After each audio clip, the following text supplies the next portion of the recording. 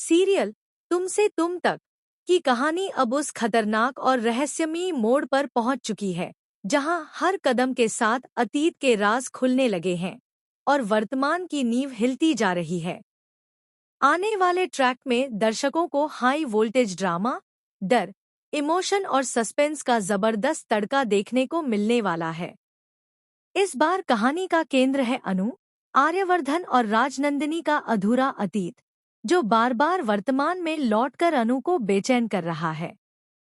सब कुछ शुरू होता है उस पल से जब अनु राजनंदिनी के आश्रम जाती है। वहां उसे बताया जाता है कि राजनंदिनी का एक पता है, फरीदाबाद में स्थित राजनंदिनी सदन। यह सुनते ही अनु के दिल में एक अजीब सी बेचैनी उठने लगती है। बिना किसी को कुछ बताए, बिना देर किए अनु सीधे उसी पते पर पहुंच जाती है। जैसे ही वह राजनंदिनी सदन के भीतर कदम रखती है, वहां का माहौल उसे जकड़ लेता है। दीवारें, तस्वीरें, हवा में फैली खामोशी, सब कुछ जैसे उसके बीते जन्म की कहानी सुना रहा हो। अचानक अनु के सामने ऐसे ऐसे फ्लैशबैक आने लगते हैं जिन्हें वह सहन नहीं कर पाती। आंखों के सामने धुंधले से दृश्य घूमने लगते हैं, दर्द, धोखा, डर और चीखें। उसका दिल जोर जोर से धड़कने लगता है और सिर दर्द से फटने लगता है। अनु समझ नहीं पाती कि उसके साथ यह सब क्यों हो रहा है।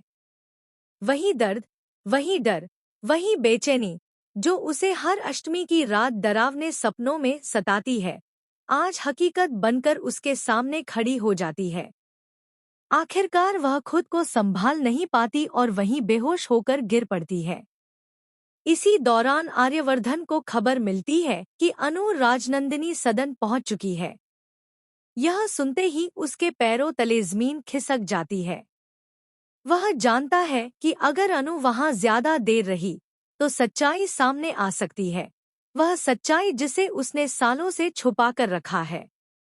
बिना एक पल गंवाए आर्यवर्धन वहां पहुंचता है और बेहोश पड़ी अनु को अपनी बाहों में उठा लेता है।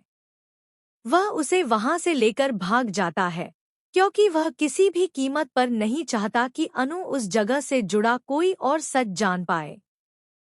यहाँ साफ हो जाता है कि अनु के साथ जो कुछ भी हो रहा है वह सिर्फ इत्तेफाक नहीं है। उसे जो डरावने सपने आते हैं, जो अजीब अजीब एहसास होते हैं, वो सब उसके पिछले जन्म से जुड़े हुए हैं। सच तो यह है कि अनु ही राजनंदिनी का पुनर्जन्म है। इसी वजह से वह जगह, वो तस्वीरें और वो